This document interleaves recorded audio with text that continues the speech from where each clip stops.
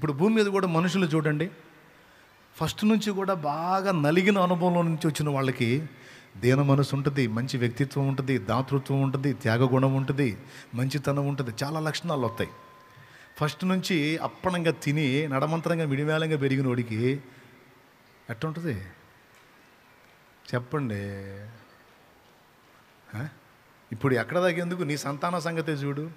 నువ్వేమో చిన్నప్పుడు తిని తినక నానా బాధలు పడి, కష్టాలు పడి, యాతనలు పడి, సచ్చి చెడి ఏదో నిలబడి లైన్లోకి వచ్చావు.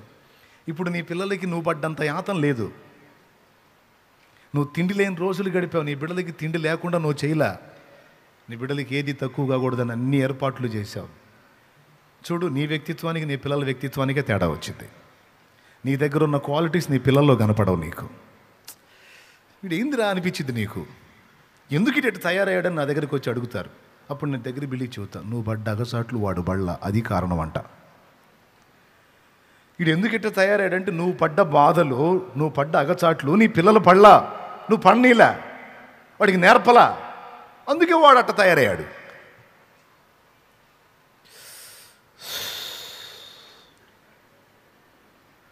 ఆయన రెండు చేతులు ఎత్తి మీద పెట్టుకుంటారు కొంతమంది. కరెక్ట్గా చెప్పావన్నా. నేను పడ్డ బాధలు నా బిడ్డ పడకూడదు, నేను పడ్డ కష్టాలు నా బిడ్డ పడకూడదు, వాడికి ఏది తక్కువ కాకూడదు, వాడికి ఏ నొప్పి తగలకూడదు, వాడికి అన్నీ కొప్పేయాలని కొప్పేసి కొప్పేసి కొప్పేసి ఈ దరిద్రుడు ఇట్లా తయారయ్యాడు. అక్షర సత్యం, నగ్న సత్యం అది. అర్థమైందా? తెలివిగల తల్లిదండ్రులు ఏం చేస్తారంటే పిల్లలకి అన్నీ ఏది తక్కువ కాకుండా అన్నీ సమకూర్చాలి, మంచిదే ప్రేమ. కానీ తెలివిగల తల్లిదండ్రులు ఏం చేస్తారంటే వాళ్ళ దగ్గర సమృద్ధి ఉన్నా కూడా దాన్ని మరుగు చేసి పిల్లలకు దీన మనసు వచ్చేటట్లు తమ బాధల్ని, కష్టాలని, త్యాగాన్ని వాళ్ళకు అర్థమయ్యేటట్టు చేసి, ఎదుటి మనుషుల కష్టాన్ని కూడా అర్థమయ్యేటట్టు చేసి చక్కగా చెక్కుకుంటారు, శ్రమానుభవాన్ని నేర్పుకుంటారు తెలివిగల తల్లిదండ్రులు. తెలివిగల తల్లిదండ్రులు. సోదిమాలోకాలేమో వాడికి అసలు నొప్పి తగలకూడదు, వాడికి అది కాకూడదు, ఇది కాకూడదు, అట్టు ఉండకూడదు, ఇట్టు ఉండకూడదు, బాగా చేస్తే వాడేమో పెద్ద ఏళ్ళనే దంతను మొదలుపెట్టాడు. మనుషుల్లాగా దేవుడేం పిచ్చోడు కాదు. ఆయన శ్రీమంతుడై ఉండి కూడా మనల్ని ఎందులో పెట్టాడో చూడండి. ఆయన శ్రీమంతుడై ఉండి కూడా నిన్ను ఆర్థిక ఇబ్బందుల్లో పెట్టాడు. నీకు డౌట్ చాలాసార్లు అడుగుంటావు దేవుడిని, ఆయన నువ్వేం శ్రీమంతుడివో నాకేం ఏంది ఇది అంటావు. ఆయన అంటాడు, సమాధానం చెప్పంటే టైం ఉందిలే కానీరా, నువ్వు ముందు కొంచెం ఓర్చుకో.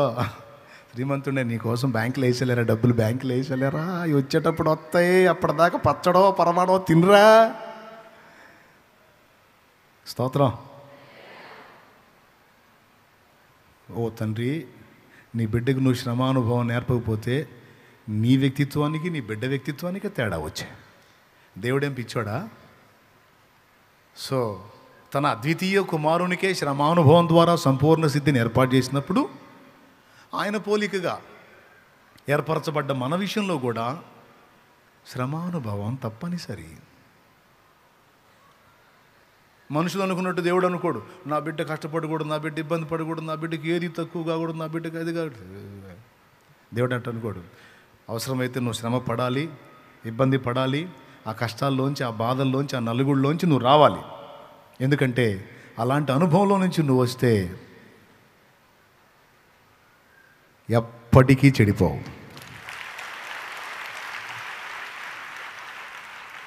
ఎప్పటికీ చెడిపోవు.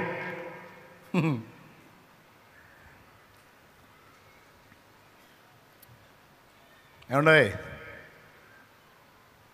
వంటగదిలోకి వెళ్తున్నాను, అబ్బాయి ఆడుకుంటున్నాడు, చూడండి పుస్తకం చదువుతున్నారు బాగానే, వెళ్తున్నా, ఓ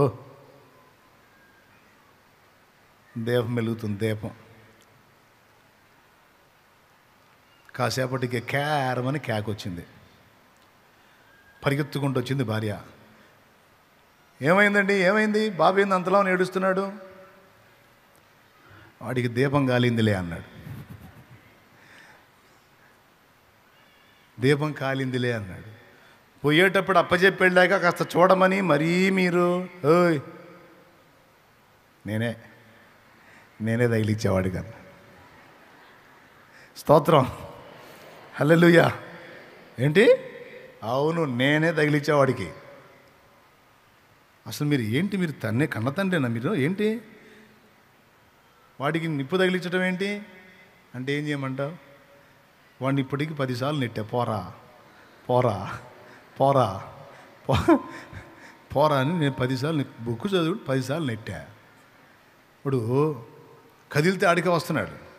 అందుకని ఒక్కసారి టచ్ చేస్తే చరిత్రలో రాడు కదా, అందుకని టచ్ చేశాను. ఇప్పుడు కావాలంటే చూడు, రే బుజ్జి దా ఎదిగో దీపం ఎదుగంటే వాడు అదురుకుని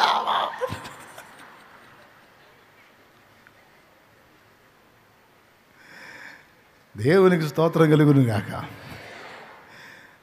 శ్రమానుభవం. ఇక మళ్ళీ వాడు ఆ పని చేయకుండా ఇక దీపం కనపెడితే వాడికి ఎడంగా తిరుగుతున్నాడు అప్పటి నుంచి. దాన్ని చూపించి దా బాబు దా బాబు. మన వ్యక్తిత్వాన్ని చెక్కుతాడు ఆయన. అర్థమైందా? కాల్చబడకపోతే స్వర్ణం. మరి మీకు తెలియదా ఏంది? తెలుసు కదా, ఇంక అవసరం లేదు. ఓకేనా? ఉంటుంది మరి. అయితే ఇప్పుడు ఇంకో విషయం చెబుతా. ఇప్పుడు దాకా చెప్పింది మనకి తప్పనిసరే కాదా? పెద్ద చెప్పండి, గట్టిగా చెప్పండి. అవునా? డౌట్ లేదుగా? 100%. వ్యక్తిత్వాన్ని నిర్మాణం చేయటం కోసం తాత్కాలికంగా అవి అవసరమే కానీ పర్మనెంట్గా అవి ఉండాలని దేవుడు కోరుకోలేదు. భూమి మీద కూడా పర్మనెంట్గా అవి ఉండాలని కోరుకోవాలా. ఇది ఇప్పుడు ట్విస్ట్. మరేం కోరుకున్నాడంటే మనము నెమ్మదిగాను సుఖముగాను సంపూర్ణ గౌరవము కలిగిన వారిగాను ఉండాలని దేవుడు కోరుకున్నాడు. ఇప్పటిదాకా అగచాట్లు అవసరం అని చెప్పి, ఎందుకు అవసరం? వ్యక్తిత్వ నిర్మాణం కోసం అవసరం. ఇప్పుడు వాడు నీ వయసుకు వచ్చిన దాకా చిన్నప్పటి నుంచి వాడు కష్టసుఖాలు శ్రమానుభవాలు అన్నీ పొందాలనుకుంటావు. నీ వయసుకు వచ్చిన తర్వాత వాడికి మంచి వ్యక్తిత్వం వచ్చిందాక ఇక వాడు సుఖంగా హాయిగా హ్యాపీగా ఉంటాడని నమ్మేస్తావు. అలా ఉండాలనే కోరుకుంటావు. అంతేగాని నా కుమారుడు వాడి బతుకంతా అగసాట్లు పడాలని కోరుకుంటావా? కొద్దిగా వాడు నేర్చుకునే దశలో ఉన్నప్పుడు వాడికి అనుభవాలు అవసరమని నువ్వే అప్పగిస్తావు. నేర్చుకోవటం అయిపోయిన తర్వాత ఇక నీ బిడ్డకి ఏ ఇబ్బంది కలగకూడదు, అన్ని విషయాల్లో వాడు క్షేమంగా ఉండాలని కోరుకుంటాం. ఓకేనా? యేసయ్య కూడా ఆయన వ్యక్తిత్వం మనలో రూపుదిద్దుకున్నదాకా ఈ శ్రమానుభవం కానీ టోటల్గా దేవుడు కోరుకుంటున్నదైతే మనం గౌరవనీయంగా ఉండాలని కోరుకున్నాడట. నేను చెప్పలా, క్రొత్త నిబంధనలో పత్రికలలో తిమోతికి రాసిన పత్రికలో పరిశుద్ధాత్మ పూర్ణుడైన పౌలు చెప్పాడు. దేవుడే చెప్పించాడు, అది గ్రంథంగా చేసి మనకు పంపించాడు. ఆ ఒక్క మొక్క దగ్గర మీరు ఆగి ధ్యానించండి. దేవుడు ఏం కోరుతున్నాడో నీకు అర్థమైంది. నువ్వు గౌరవహీనమైన బతకాలని దేవుడు కోరుతున్నాడా? నువ్వు గౌరవంగా బతకాలని దేవుడు కోరుకున్నాడా? యేసయ్య బిడ్డలంటే గౌరవం లేనివాళ్ళు, అందరి చేత చీచా అనిపించుకునే స్థితిలో ఉండాలని కోరుకున్నాడా? లేకపోతే గర్వంగా కాదు, మళ్ళీ గౌరవనీయంగా ఉండాలని కోరుకున్నాడు. మాన్యత అంటే గౌరవంగా, గౌరవనీయుడు. మాన్యులు అంటే గౌరవనీయులు. మాన్య స్త్రీ అధికారుల ముందు పెడతారు, మాన్య స్త్రీ పలానా అని. అంటే గౌరవనీయులైన, అంటే దేవుడు తన పిల్లల్ని పరలోకంలోనే కాదు భూమి మీద కూడా గౌరవంగా ఉండాలని కోరుకున్నాడట. అంతేనా? రెండోది, ఏ తొందర లేకుండా ఏ ప్రెజరు లేకుండా నెమ్మదిగా ఉండాలని కోరుకున్నాడంట. వీటన్నిటికంటే ముందు సంపూర్ణ భక్తి కలిగి ఉండాలని కోరుకున్నాడట. సంపూర్ణ భక్తియు గౌరవనీయతయు, నెమ్మదిగా. నాలుగవది, బతుకంత అగచాట్లు కాదు, సుఖంగా కూడా మనం ఉండాలని కోరుకున్నాడట. సంపూర్ణ భక్తియు మాన్యతయు కలిగి నెమ్మదిగాను సుఖముగాను మనము బ్రతుకున్నట్లు. అంటే ఇవన్నీ దేవుడు ఒప్పుకున్నాడా ఒప్పుకోలేదా? ఒప్పుకున్నాడు. సో మనం కాస్త సుఖంగా బ్రతకడం కూడా దేవునికి ఇష్టమే, మనం నెమ్మదిగా ఉండటం దేవునికి ఇష్టమే, మనం గౌరవనీయులుగా ఉండటం కూడా దేవునికి. మళ్ళీ గౌరవనీయులుగా ఉండమన్నాడని మరి నేను చెప్పినట్టు గర్వంగా ఉండకూడదు. మొన్న బెట్టోడి స్టోరీ చెప్పా చూడు, నేను బెట్టుగా ఉండాలని వాడు పోయి వాత పెట్టించుకున్నట్టు అట్లా ఉండకూడదు. మళ్ళీ గౌరవనీయంగా అంటే ఎదుటోడు మనల్ని తేలిగ్గా మాట్లాడకుండా అవతలవాడు మనల్ని గౌరవించే విధంగా బతకటం. ఒకరికంటే గౌరవహీనంగా అంటే అవతలవాడు తృణీకరించేటట్లుగా ఉంటాం. అట్లా కాకుండా మనం గౌరవనీయమైన హోదాల్లో ఉండేటట్టు దేవుడు కోరుకున్నాడు. ఈ 4 సంగతులు మీరు హృదయంలో పెట్టుకోండి. మనం నెమ్మదిగా బతకడానికి దేవుడు శత్రువు కాదు, వ్యతిరేకి కాదు. మనం గౌరవనీయంగా బతకడానికి దేవుడే వ్యతిరేకి కాదు. మనం కొంత సుఖమును అనుభవించుట అనే దానికి దేవుడు వ్యతిరేకి కాదు. మనం సంపూర్ణ భక్తి కలిగి ఉండడానికి దేవుడు వ్యతిరేకి కాదు. ఆయన మనం సంతోషపడితే ఇంకా ఆయనకు అంతకు మించిన ఆనందం ఏముంది? అయితే దేవుడు ఇలా కోరుకుంటే వాటిని మనకు దక్కకుండా చేయటానికి భూమి మీదున్న రాజులను, అధికారులను, మనుషులను అపవాది ప్రేరేపిస్తాడట.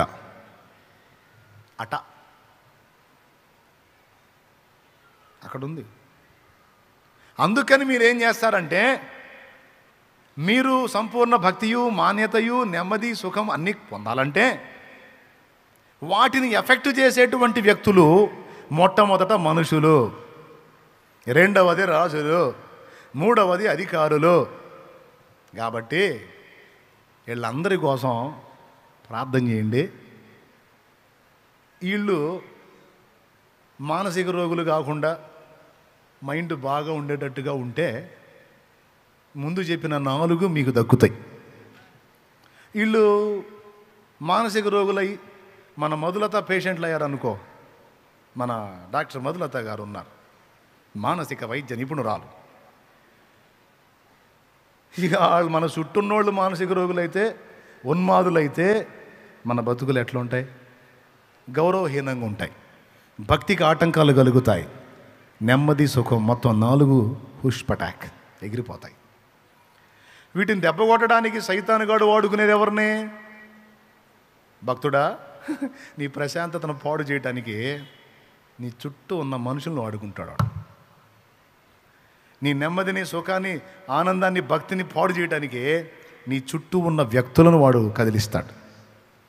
అందుకని అబ్బాయి ఇవన్నీ కలిగి ఉండటం దేవుడికి ఇష్టమే, కానీ వీటిని డ్యామేజ్ చేసే సరుకు నీ చుట్టూ ఉంది నాన్న, ముందు వాళ్ళు కంట్రోల్లో ఉండాలి నాన్న. కాబట్టి వాళ్ళ కోసం చేయమ్మా. వాళ్ళ కోసం చేస్తే వాళ్ళు పేషెంట్లు కాకుండా వాళ్ళ మైండ్లు సరిగ్గా పనిచేస్తే నువ్వు ప్రశాంతంగా ఉంటావు. అబ్బాయి ఏం పెట్టాడంటే లింకు దేవుడు. దేవా నాకు సుఖం లేదు ప్రభా, సుఖమే నాయన. నాకు నెమ్మది లేదు ప్రభా, నెమ్మది నాయన. నాకు అట్లుంది ప్రభా, ఎట్లుంది ప్రభా, నాకు అవన్నీ నాయన అని అడగటం సెకండు. ఇవన్నీ నీకు దక్కాలి అంటే ముందు వాటిని నీకు దూరం చేసే వ్యక్తులు మార్పు చెందాలి. వాళ్ళు లైన్లోకి రావాలి. వాళ్ళ మీద దయ్యాలు పనిచేయకుండా వాటిని బంధించాలి. మానసిక రోగులు ఎందుకు అవుతారు, ఉన్మాదులు ఎందుకు అవుతారంటే దయ్యాలు వాళ్ళ మీద పనిచేసినప్పుడు అవుతారు. మరి ఏం పనులు అండి అయ్యి? దయ్యాల పనులు కాకపోతే మనుషులు చేసే పనులు అయ్యే. కడుపు కూడు తినేవాడు ఇవ్వడం చేస్తాడా? వాడి తల్లి ఆడది కాదా?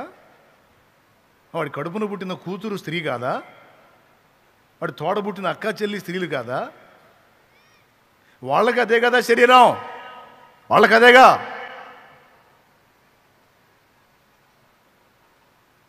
వాడు ఏం బట్టి చేశాడు? వాడు మనిషి అయి చేశాడా? మానసిక రోగి అయి చేశాడా? పైశాచికత్వం అంటే తర్వాత పిశాచి తత్వం. పిశాచి అంటే దెయ్యం. మన వాళ్ళు పైశాచికత్వం, పిశాచి తత్వం, అది దయ్యపు తత్వం. మరి ఎట్లా చేయగలుగుతారండి? ఎట్లా మనసు వచ్చిందండి?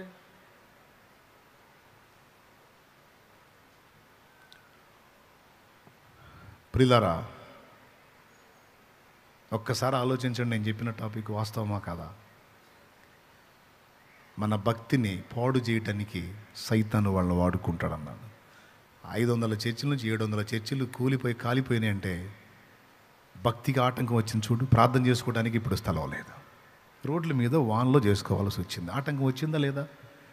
అదే ఆ దరిద్రులు క్రమంగా ఉంటే ప్రార్థనలు మందిరాల్లో జరిగాయి. ఇప్పుడు భక్తికి ఆటంకం వచ్చేసింది. అట్లా కాకుండా మనం సంపూర్ణ భక్తి కలిగి ప్రశాంతంగా దేవుణ్ణి సేవించుకోవాలంటే దానికి అడ్డుబండలుగా ఉన్న వ్యక్తులు మారాలి. ముందు వాళ్ళను దేవుడు పట్టుకోవాలి, వాళ్ళని దర్శించాలి, వాళ్ళ ఆహాన్ని అణచాలి, వాళ్ళకు పట్టిన దెయ్యాలు వదిలించాలి దేవుడు. కాబట్టి వాళ్ళ నిమిత్తం మనం ప్రార్థన చేయాలి, దరిద్రుల నిమిత్తం. ఆ దెయ్యాలు ఎల్లగొట్టమని, ఈ ఆధ్యాత్మిక దరిద్రుల కోసం ప్రార్థన చేయాలి. దరిద్రులకు పట్టిన దెయ్యాలు ఎల్లగొట్టు. ఎక్కడో అక్కడ కాదు, మన ఇంట్లోనైనా, మన చుట్టుపక్కల పరిసరాల్లోనైనా, మన సమాజంలోనైనా, మన దేశంలో, మన రాష్ట్రంలో, మన ప్రదేశంలో ఎక్కడైనా సరే మనుషులందరి కొరకును అన్నాడు. మనుషులందరూ, ఇంటి బయట వాళ్ళు కాదు, ఇంట్లో వాళ్ళు కూడా మనుషులే. ఒక్కోసారి ఎవడు బయటోడు శోధించడో, మనోళ్ళే దారుణంగా శోధిస్తారు మనల్ని. ఒక్కొక్కసారి మనోళ్ళు శోధించే శోధన ఎట్టుంటుందంటే సత్తే పోయిద్ది అనిపించింది. నీకు ఎప్పుడన్నా అనిపించిందా? ఎంతమందికి అనిపించింది? ఇంటోళ్ళు శోధిస్తేనా, బయటోళ్ళు శోధిస్తేనా? పెద్దగా మరి ఏందనుకున్నా, వామ్మ నీకు కూడా ఎదురైందన్నా అని పరిశోధన చేయవాకండి. నేను చెప్పను, ఎదురైందా లేదనేది నేను చెప్పను. ఒక్కోసారి వాళ్ళ దెబ్బకి, ఇంట్లో సోదరుల దెబ్బకి, సంసోన్ ఎవరండి? ప్రియురాలేగా, ప్రేయసి శోధిస్తే ప్రాణము విసిగి చావగోరిందని రాసుంది. అట్లాగా ఫ్యామిలీలో ఉన్న వ్యక్తుల్ని వాడుకోవచ్చు. వాళ్ళని ఉసిగొలిపి నీ భక్తిని పాడు చేయొచ్చు, నీ నెమ్మదిని దూరం చేయొచ్చు, నీ సుఖాన్ని దూరం చేయొచ్చు, నీ గౌరవనీయతను కూడా హీనపరచవచ్చు. బయట వాళ్ళు గౌరవిస్తుంటే ఇంట్లో వాళ్ళు పోయి నెగిటివ్గా చెబుతారు. కడుపు మండిపోదు? బయట వాళ్ళు గౌరవిస్తుంటే, బయట వాళ్ళు సన్మానిస్తుంటే, బయట వాళ్ళు రెస్పెక్ట్ ఇస్తుంటే వీళ్ళు పోయి వాళ్ళ ముందు గాలి నిలువున తీసేస్తారు. జరుగుతాయి. కాబట్టి ఇంటి వాళ్ళ దగ్గర మొదలుకొని చుట్టూ పరిసరాలు, ఊరు, పట్టణం, పల్లె, ప్రాంతం, రాష్ట్రం, జిల్లా, మండలం, దేశం మొత్తాన్ని ఎత్తాలి. ఇందులో ఉన్న మనుషులందరినీ నీ వశపరచుకోయా. వాళ్ళకు పట్టిన దెయ్యాలు ఎల్లగొట్టు. నేనే కాదు, నా తోడి సహా క్రైస్తవులు సుఖముగా, మాన్యముగా, గౌరవనీయంగా, నెమ్మదిగా బ్రతుకు నిమిత్తము సంపూర్ణ భక్తి చేసుకోవడానికి కంఫర్ట్గా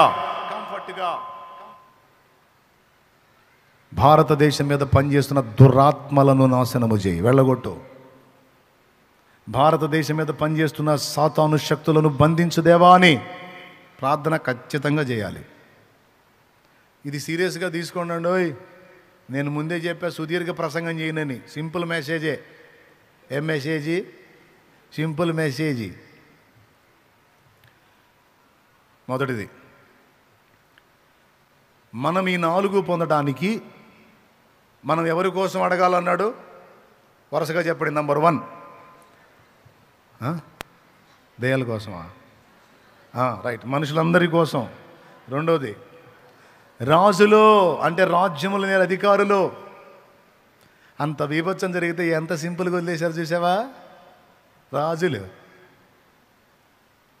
కొందరు రాజులు అసలు స్పందించలా, కొందరు రాజులేమో సింపుల్గా ఊరకట్ల ఒక 30 సెకండ్స్ 4 కొటేషన్లు వేసి వెళ్ళిపోయారు. చూడండి, కారణం శోధనలోనే ఉన్నారు. వాళ్ళ కోసం ప్రార్థన చేయాలి. మూడవది, అధికారులు అందరి కొరకు అన్నాడు. అంటే ప్రభుత్వోద్యోగులు, ప్రభుత్వ రంగ సంస్థల్లో పనిచేసే వాళ్ళు యావత్ మెంబర్స్. రాజ్యాన్ని నడుపుతున్నది వాళ్ళు కనుక వాళ్ళ అన్ని శాఖల కోసం మనం ఎలుగెత్తాలి, ప్రార్థన చేయాలి. అలా చేయటం వలన ఈ 4 మనం పొందడానికి అర్హత ఏర్పడిద్ది, అనుకూలత ఏర్పడిద్ది. అయిపోయింది. ఇంతవరకు క్లియర్గా అర్థమైందా మీకు? అంటే మనం అగచాట్లు మారి బ్రతుకులోనే ఉండాలని కోరుకుంటున్నాడా, కాస్త సుఖపడటానికి ఇష్టపడుతున్నాడా? మీ బతుకంతా నెమ్మది లేని బతుకే అంటున్నాడా, లేకపోతే నెమ్మదిగా ఉండటం కూడా నా చిత్తమే అంటున్నాడా? నువ్వు నెమ్మదిగా ఉంటావు, నువ్వు కాస్త సుఖం అనుభవించడం కూడా దేవునికి ఇష్టమే. నువ్వు గౌరవనీయంగా ఉండటం దేవునికి ఇష్టం.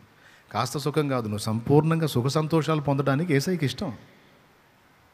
నీ సంతోషం కోసమే కదా, నువ్వు బతకాలనేగా, నువ్వు యాతన పడకూడదనేగా వచ్చి ప్రాణం వల్ల పెట్టాడు.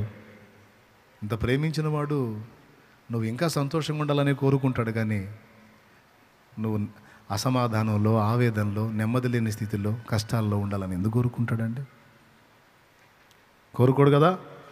రైట్. ఇకపోతే ఎవరు పోతే ఈ వచనాన్ని పక్కకు పెడితే, ఆ వచనం పక్కకు పోతే మీ హృదయంలో పెట్టుకోండి సుమా. ఏబు గ్రంథం, ఏబు గ్రంథం ఒక వచనం చూపిస్తాను, చూడండి. 42వ అధ్యాయము 10వ వచనం చూడండి.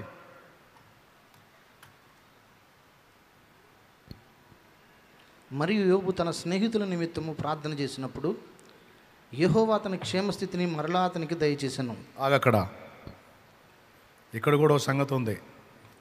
మరియు యోబు తన స్నేహితుల నిమిత్తము ప్రార్థన చేసినప్పుడు, ఎప్పుడు? అప్పుడు.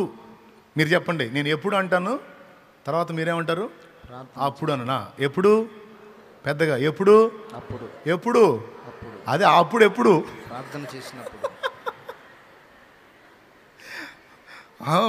ఎప్పుడు అంటే అప్పుడు.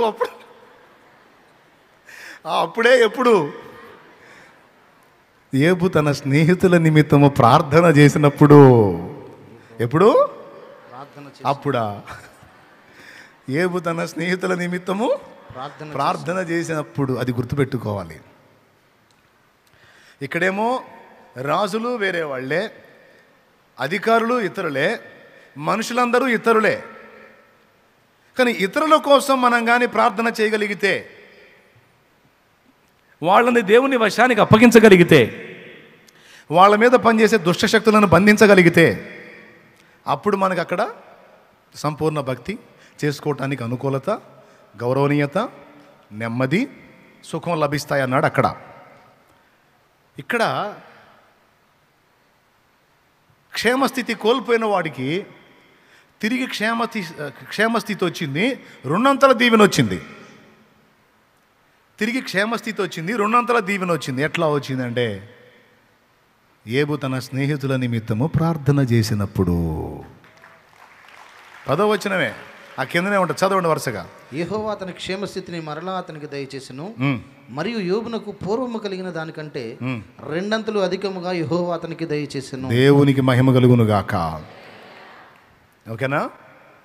ఇది 2వ సంగతి. అంటే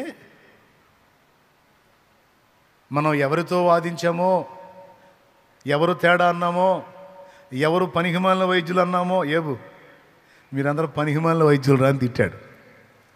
వాళ్ళను మామూలుగా ఏకలా ఏమేం వదిలిపెట్టలే, ఉతికారేసాడు వాళ్ళని కూడా.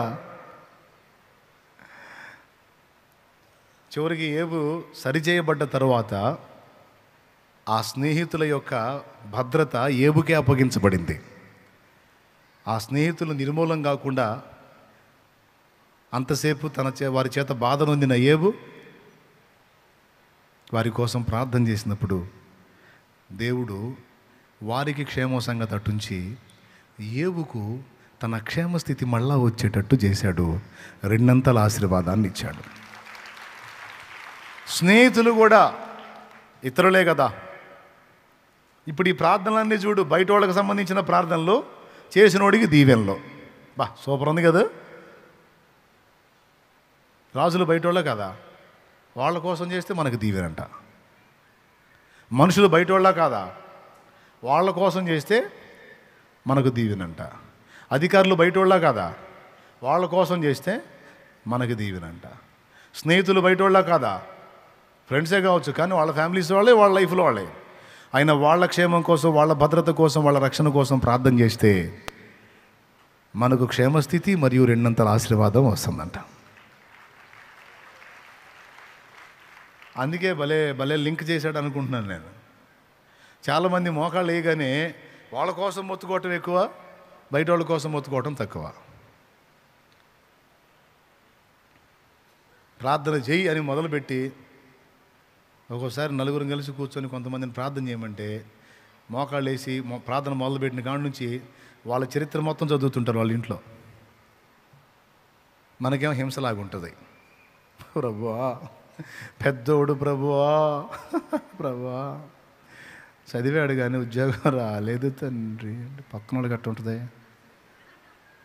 సరే ఉద్యోగం కదా పాపం అవసరం వెళ్ళి, అవునయ్యా సహాయం చేయ ప్రభా, పాప అయ్యా దేవా ఇయ్యయ్యా, అయ్యా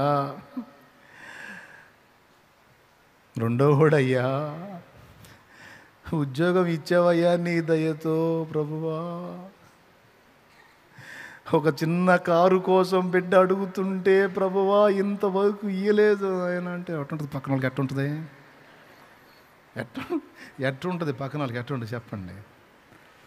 ఇక్కడ మేము నానా బాధలతో సత్తంటే చిన్న కొడుకు కారు, అప్పుడు దాకా ప్రభా అయ్యా అవునయ్యా పెద్దోడికి ఉద్యోగం ఏ అన్నోళ్ళు చిన్నోడికి కారు అనగానే కళ్ళు తెరిచి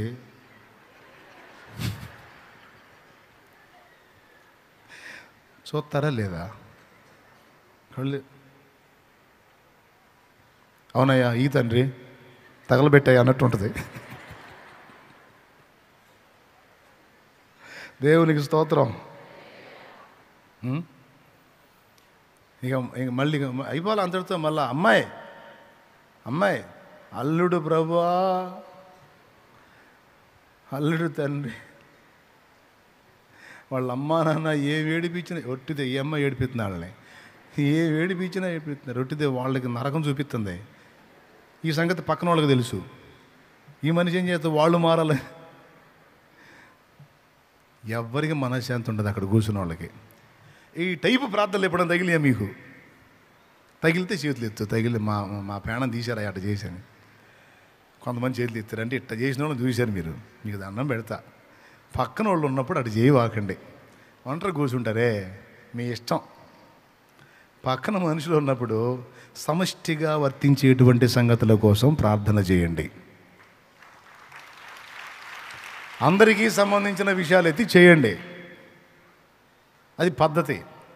అందుకని చుట్టూ పాపం వేరే ఫ్యామిలీస్ వేరే జనాలు కూర్చుంటే నీ మ్యాటర్ అయితే అనుకో చిరాకు సేదరేసి ఏకీభవించడం కూడా మానేసి చివరికి ఫస్ట్ ప్రభా అయ్యా అవునయ్యా అని ఆసక్తికి మొదలుపెట్టిన చివరికి అవునయ్యా ఇది లేకపోతే లేదు, మాకైతే అవసరం లేదు. ఏంది సోది పద్దాకలా నస ఒక దగ్గదేంది అసలు, ఒక దగ్గడేంది అసలు అనా?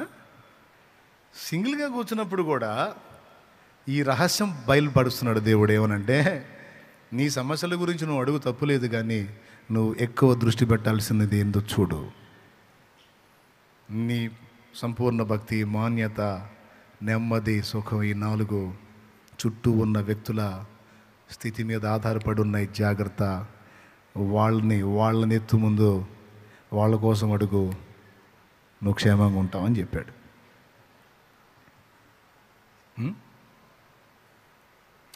ఆ పొలం మొత్తం కలిపి 150 ఎకరం పొలం, అన్యులది క్రైస్తవులది మొత్తం కలిపి. ఎన్ని ఎకరాల పొలం? 150 ఎకరం పొలం. ఒకళ్ళది 2 ఎకరాలు, ఎకరం, అర ఎకరం, 30 ఇట్లా ఉంటాయి కదా. మోకాళ్ళు వేసి ప్రార్థన చేసేటప్పుడు ఎట్ట చేయాలో తెలుసా? చుట్టూ అన్యులు ప్రభువా, నేను నీ బిడ్డని ప్రభువా, వాళ్ళది పంటని ఊడ్చుకొని పోనీ, నాకు సంబంధం లేదు.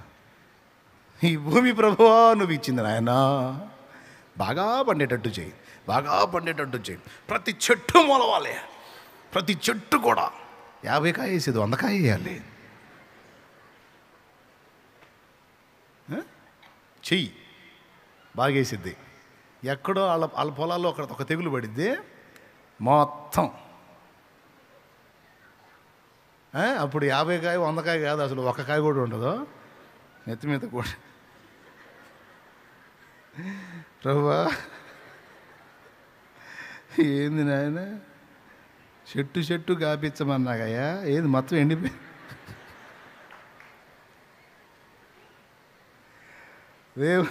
వాడు అన్యుడైన క్రైస్తవుడని గుర్తుపెట్టుకో. చిత్రం ఏంటంటే,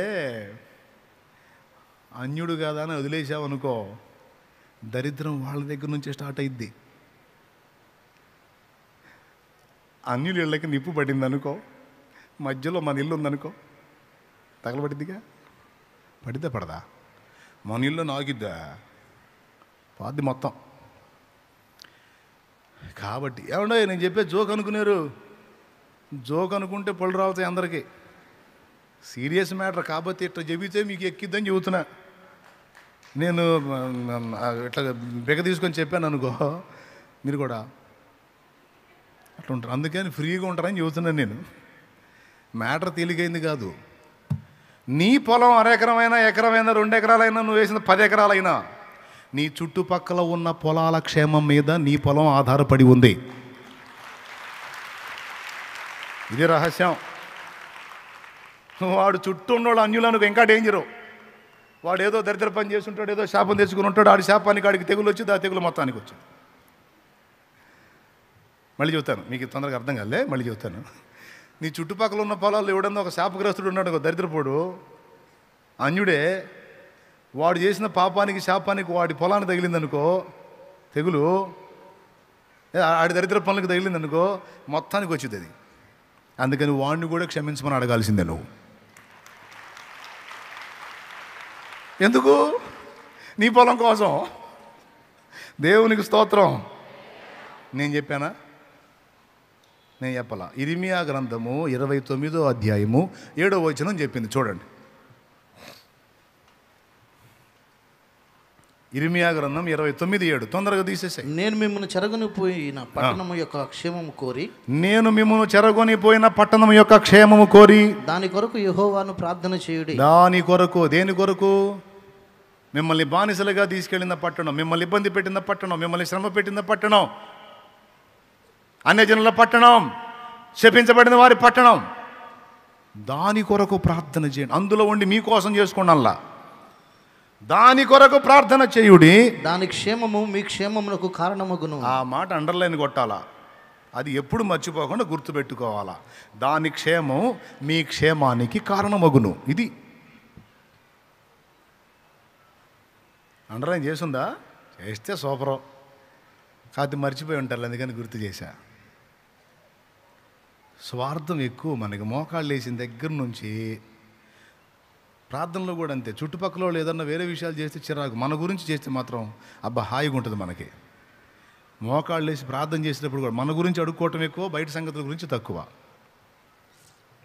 అడుక్కున్నంతవరకు చాలు. కానీ సూత్రం ఇక్కడ ఉంది, ఇది తెలుసుకొని జాగ్రత్త పడండి, అప్పుడు అన్నీ బాగుంటాయి.